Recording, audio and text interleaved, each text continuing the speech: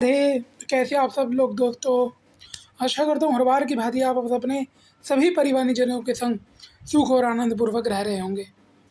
आप सबको नमस्कार करके आशा करता हूँ कि अभी तक मेरे जितने भी आप लोगों ने वीडियोस देखे आप लोगों को अच्छे लगे होंगे, प्यारे लगे होंगे। आज मैं एक प्रश्न का उत्तर लेकर आया हूँ। श्रीमद् भगवद गीता हम क्यों पढ़ें, क्यों उसे जानने का प्रयास करें, समझने का प्रयास करें, क्यों पढ़ें, क्यों ध्यान दें धर्म पर, अध्यात्म पर, शास्त्रों पर, धर्मगुरुओं पर, धर्म की बातों पर, भगवद गीता पर, भगवान की पूजा पर, भगवान के मार्ग पर। इन सब प्रश्नों का एक उत्तर श्रीमद् भगवद गीता। दोस्तों, बिना शास्त्रों के अध्ययन के और बिना गुरुजनों के मार्गदर्शन के धर्म के मर्मर्ग को यानी कि धर्म के रहस्य को और धर्म के मार्ग को जाना ही नहीं जा सकता।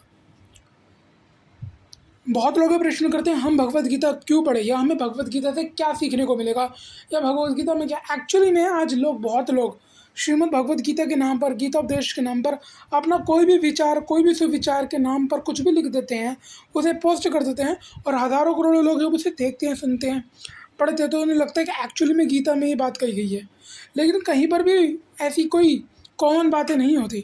श्रीमद् भगवद गीता में स्वयं भगवान का ही वाक्य, भगवान के वचन, भगवान के कथन है। यानी कि स्वयं कौन बोल रहे हैं? The supreme personality of God head, परम पिता परमात्मा श्री कृष्ण बोल रहे हैं, श्री नारायण बोल रहे हैं, तो सारे जगत के स्वामी हैं, वह भगवान बोल रहे हैं। मैंने अपना लास्ट वीडियो बनाया था भगवान श्री कृष्ण कौन है, भगवान श्री कृष्ण, जिसमें मैंने आपको भगवद गीता के 10वें अध्याय से समझाने का प्रयास किया था। और आज मैं एक प्रश्न का उत्तर देने आया हूँ, क्योंकि आज मैं समझाना भगवद गीता एक्चुअली में है क्या।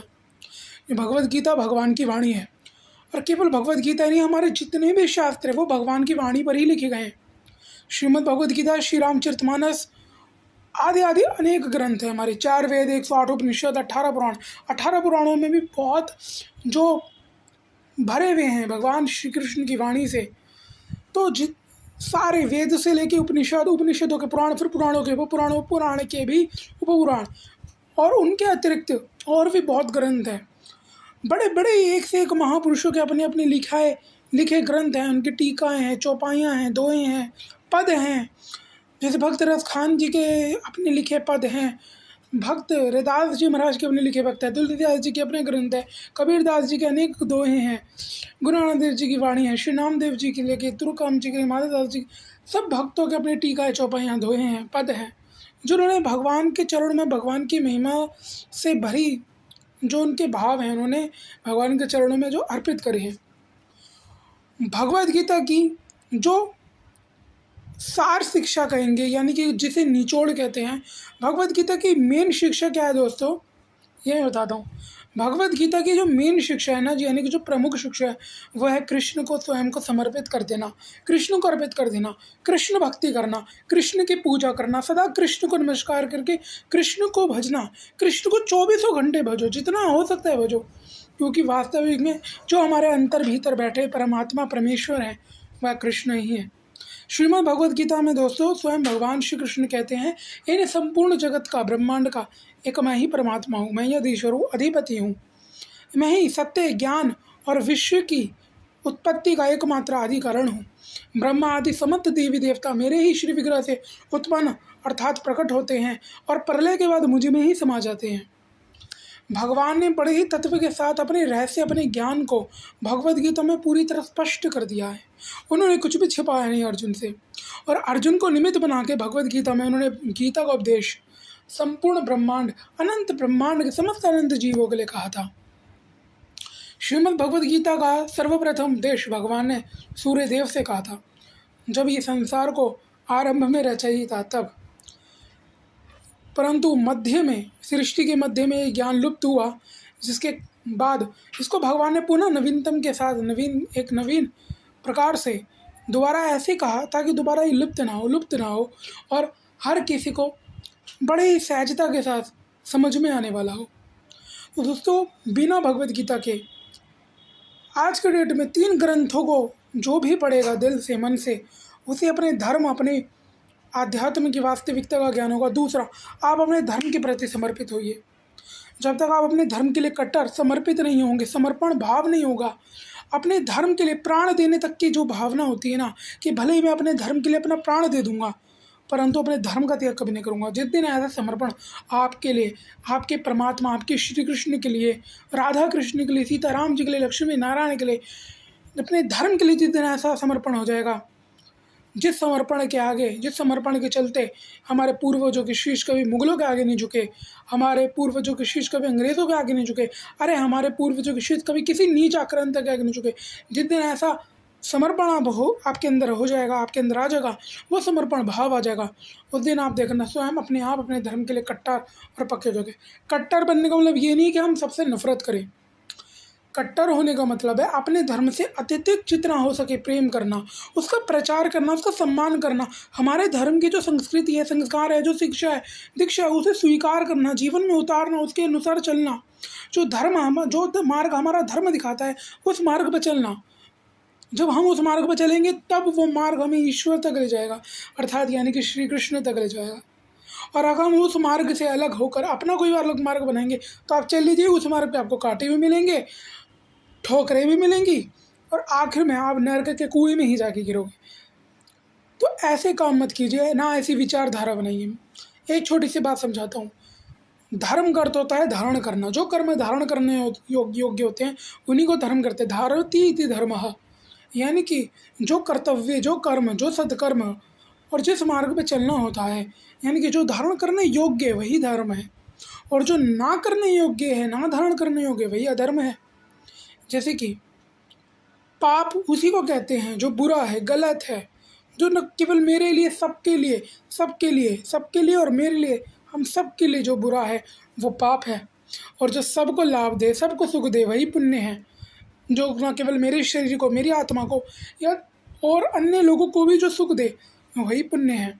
और जो मुझे भी दुख दे आगे जाके और दूसरे को भी दुख दे वही धर्म है। और हमारा धर्म कहता है परोपकाराय पुण्याय पापाय परपीड़नम।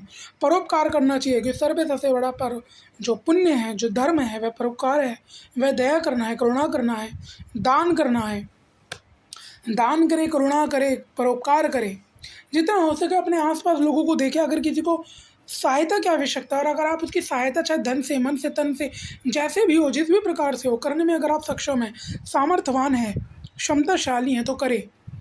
अगर सामर्थ्य होते हुए भी यदि आप उसकी सहायता नहीं करते हो तो ये समझ लीजिए स्वयं श्री हरि मनुष्य का रूप बना के आपको अपनी सेवा देने आए थे और आपने उन्हें इग्नोर कर दिया।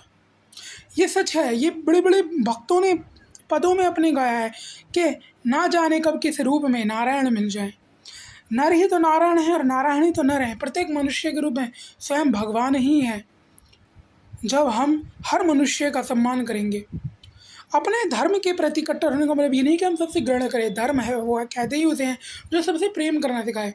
केवल श्रीमद् भगवद गीता में हमारे सनातन धर्म में सिखाया गया वसुदेव कुटुम्बकम कि सभी संसार जगत के लोगों को अपने परिवार, अपना स्वजन, संगी, संबंधी मान के चलो, उनसे प्रेम करो, उनका सम्मान करो। अन्य लोग क्या सिखाते हैं, क्या शिक्षा देते हैं, उनसे मेरा कोई लेना देना नहीं है। परंतु मेरा धर्म, मेरी भगवद गीता, मेरे रामायण, मेरे पुराण, मेरे ग्रंथ, मेरे वेद, मेरे शास्त्र, मेरे उपनिषद क्या सिखाते हैं ये मैं आपको बताने समझाना हूँ। और बिना भगवद गीता के आप आई गारंटी हूँ, मैं दावा दे के कहता हूँ, आप बिना धर्म को, अध्यात्म को, परमात्मा को, नारायण को, श्री कृष्ण को, आत्मा परमात्मा के मिलन को, मोक्ष को, इन सब बातों को, ईश्वर कौन है, उनका धाम क्या है, उनका रूप क्या है, उनकी लीला क्या है, उनका वास्तविक परिचय क्या है, भगवान से जुड़ी कोई भी बात, अध्यात्म या धर्म से जुड़ी कोई भी बात, छोटी से छोटी बात आप बिना भगवद गीता या बिना शास्त्रों के अध्ययन के जान ही नहीं सकते। और अगर आपको अपने शास्त्रों की स्टार्टिंग करनी है तो सबसे पहले भगवद गीता से कीजिए। पहले भगवद गीता का पूरे मन से, दिल से, तन से समय देकर उस पर अपना ध्यान दीजिए, समय दीजिए, पढ़िए, जानिए। फिर रामायण पढ़िए, रामचरितमानस पढ़िए, तुलसी रामायण पढ़िए, फिर गरुड़ पुराण पढ़िए, भागवत पढ़िए, महाभारत पढ़िए। रोज 1 घंटा अपने शास्त्रों में दीजिए, अपने ग्रंथों में दीजिए। अपने जीवन को थोड़ा धार्मिक बनाइए। धार्मिक होने का मतलब ये है कि आप प्राचीन सोच के हो गए, प्राचीन विचारधारा के हो गए ना। प्राचीन होने का मतलब प्राचीन वह नहीं है जो धर्मात्मा है। प्राचीन का अर्थ देखिए, बहुत सी सारी चीज़ें हैं जिनको हम आज गलत वे में लेके जाते हैं। एक तो ये रॉन्ग वे होती है, रॉन्ग वे, और एक कहता है राइट वे। तो धर्म को मानना या धर्म की शिक्षा को अपने जीवन में उतारने का मतलब ये है कि धर्म की जो शिक्षा है वह भगवान की एक प्रकार से आज्ञा भी है।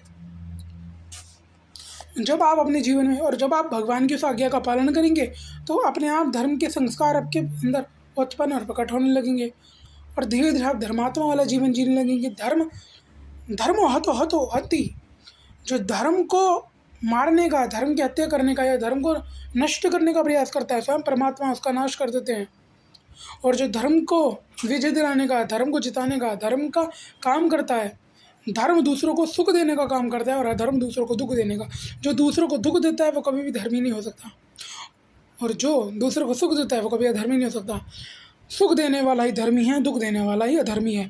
दूसरों की सदा निंदा चुगली में भी जो लगा रहता है, फिर चाहे किसी भी विषय पे हो, किसी को लेके भी हो, वह धर्मी नहीं कहला सकता। धर्मी वह है जो कभी किसी की निंदा चुगली ना करे, किसी से घृणा ना करे, अपने धर्म का प्रति पक्का होना, अपने धर्म के प्रति समर्पण का होना, अपने धर्म में ही मर जाने का भाव का होना कि मैं मर जाऊंगा चाहे कैसी भी स्थिति हो, लेकिन मैं अपने धर्म का त्याग नहीं करूंगा।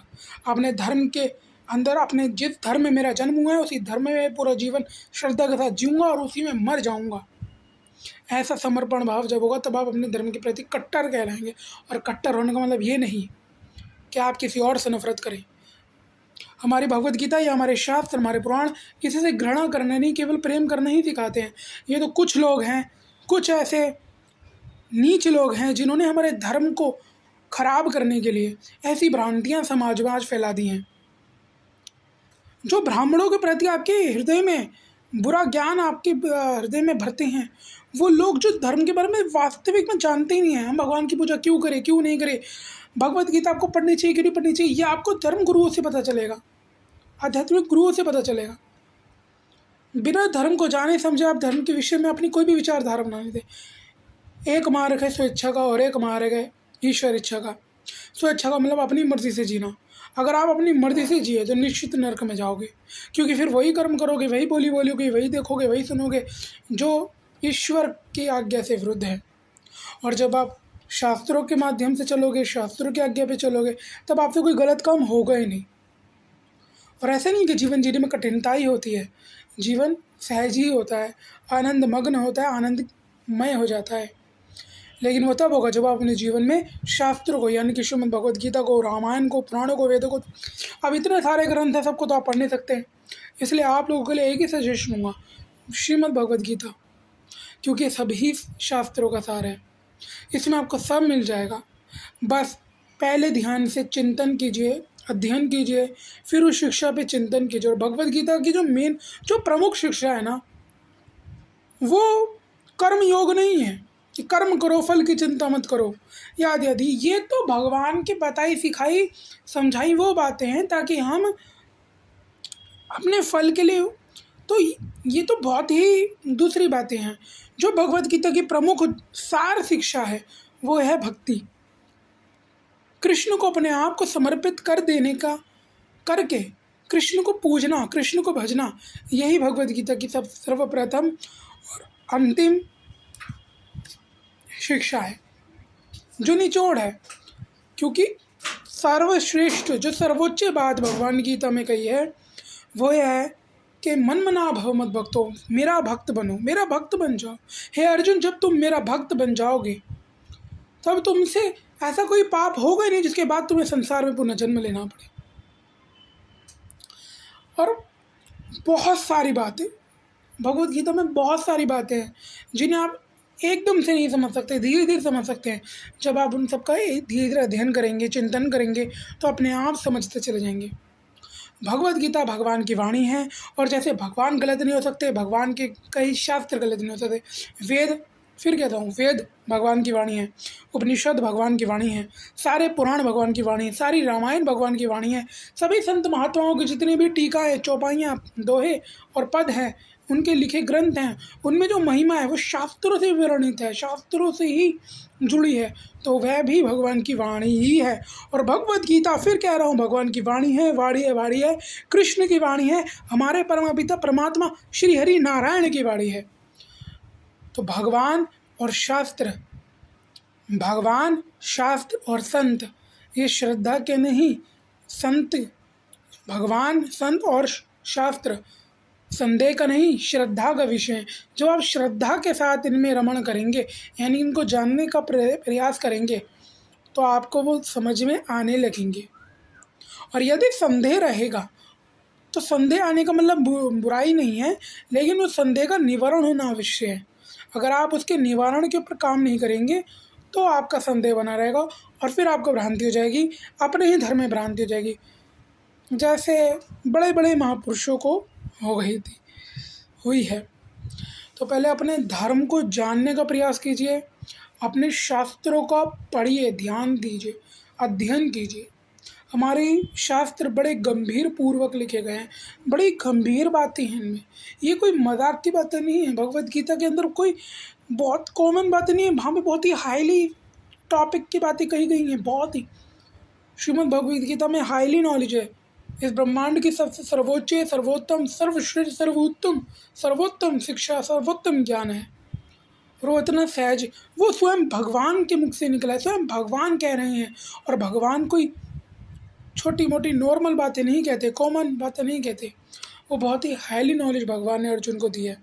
जब आप उसे पढ़ेंगे, जानेंगे, समझेंगे तो चलेगा। भगवान गीता में कहते हैं, जो देवताओं को बचता है, देवताओं को पूछता है, वो देवताओं के लोक चला जाता है। ब्रह्मा आदि समस्त लोक नश्वर हैं, परंतु हे अर्जुन, केवल मेरा धाम शाश्वत है, सनातन है, अमर है, और मेरे भक्त का कभी नाश नहीं होता।